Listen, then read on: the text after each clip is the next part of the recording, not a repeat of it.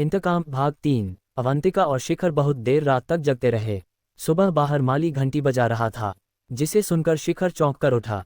वह बाहर आया और उसने गेट खोला। क्या बात है माली काका? माली ने बताया, साहब मैं पौधों में पानी दे रहा था, तभी मेरी नज़र पार्किंग में खड़ी आपकी गाड़ी पर पड़ी। उसका आगे का हिस्सा टूटा हुआ था और उस पर लाल रंग लगा था। ऐसा लगता है जैसे किसी का खून हो। साहब कोई एक्सीडेंट हुआ था क्या? शिखर घबरा गया, लेकिन फिर उसने अपने आप को संभालते हुए कहा, यह क्या कह रहे हो, चलो देखते हैं। दोनों गाड़ी के पास जाते हैं। शिखर गाड़ी देखते ही समझ जाता है उसका बम्पर बिल्कुल टूट चुका था, सामने की एक लाइट भी टूटी हुई थी। टूटे हुए बम्पर पर खून लगा था। उसने माली से कहा, अरे कुछ नहीं, कल जंगल में शायद कोई जानवर इससे टकरा गया होगा। मैं मैकेनिक को फ़ोन कर देता हूँ, वो गाड़ी ले जाएगा। माली का चेहरा पीला पड़ गया था। उसने कहा, साहब ये क्या कह रहे हैं, कल आपने जंगल में किसी के ऊपर गाड़ी चढ़ा दी। आपको पता है उस जंगल में नरपिशाच रहते हैं।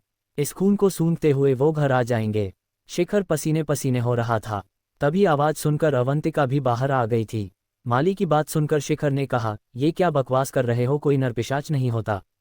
जरा सी बात का बतंगड़ बना रहे हो, जाओ अपना काम करो। माली चुपचाप चल देता है। तभी अवंतिका उसे रोकती है। माली काका क्या बता रहे थे आप? माली ने बताना शुरू किया, साहब यह इलाका एक आदिवासी कबीले का था। वहाँ के लोग इस जंगल में रहते थे। पहले सड़क नहीं थी, कच्चा रास्ता था। कबीले में किसी भी बाहर के आदमी का आना जाना नहीं था। दिन में एक दो गांव वाले चुपचाप इस रास्ते को पार करते थे। किसी को जरूरी काम होता था तो वही जाता था। कबीले वाले कभी किसी को परेशान नहीं करते थे। कबीले के सरदार मंगल सिंह बूढ़े हो चले थे। उनका बेटा बहुत ही नालायक था।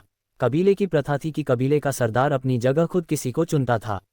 कबीले का एक नौजवान था, सुंदर। सरदार ने उसे अपनी जगह सरदार बना दिया।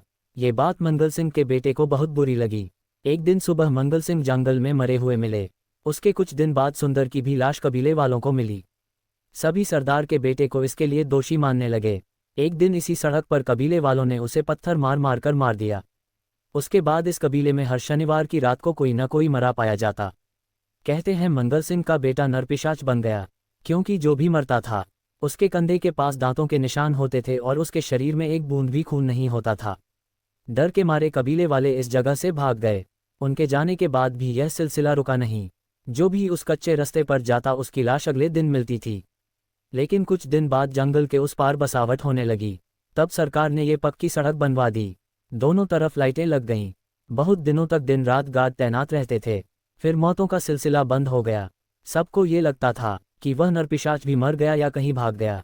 लेकिन कुछ साल बाद उस रास्ते से एक पति पत्नी, जिनकी कार खराब हो गई थी, पैदल जा रहे थे। सुबह उसी अवस्था में उनकी लाश मिली। तब से अंधेरा होने के बाद कोई उस रास्ते पर नहीं जाता। एक दो गांव के बुजुर्ग ने दूर से देखा कि जिन लोगों का वो नरपिशाच खून पीता था, वो उसकी सेना में शामिल हो जाते हैं। ये सेना अब पूरे जंगल में फैल चुकी है। उस रास्ते की कोई भी चीज़ आपके घर तक नहीं आनी चाहिए। आपकी गाड़ी की टक्कर से यह खून यहाँ तक पहुँच गया है, वे लोग जरूर आएंगे। ये सब सुनकर शिखर और अवंतिका दोनों घबरा जाते हैं। शिखर कहता है, काका ये भी तो हो सकता है कि ये सब सुनी सुनाई बातें हों।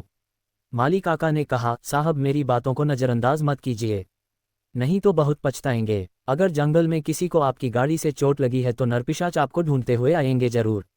अवंतिका ने कहा, काका अब क्या करना चाहिए?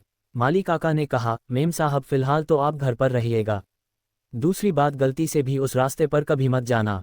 आप या आपसे जुड़ा कोई भी इंसान उधर नहीं जाना चाहिए। मैंने सुना है नरपिशाचों की सूंघने की शक्ति बहुत तेज होती है। आप या आपसे जुड़ा कोई भी व्यक्ति उस जगह गया तो वो उसके साथ आपके घर तक आ जाएंगे। साहब मेरी बात मानो तो इस गाड़ी को या तो बेच दो या इसे आग लगाकर खत्म कर दो। शिखर बोला, काका डरो मत, आज के ज़माने में ये सब नहीं होता, आप जाओ अपना काम करो। माली काका चल दिए। जाते जाते उन्होंने कहा, मेम साहब मेरी बातों को नज़रअंदाज मत करो, नहीं तो इसका अंजाम बहुत बुरा होगा।